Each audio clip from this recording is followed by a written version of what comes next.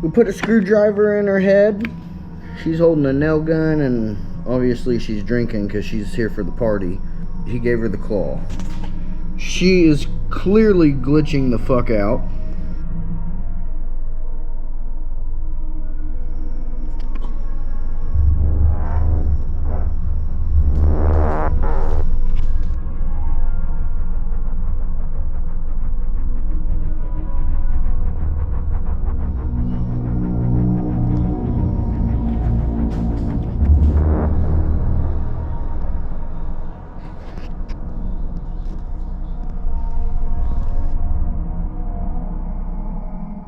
So on this last shot, I just want sparks coming down. So I'm using steel wool, and I'm gonna light it on fire. It's in a metal egg beater. I want some sparks coming down in the background.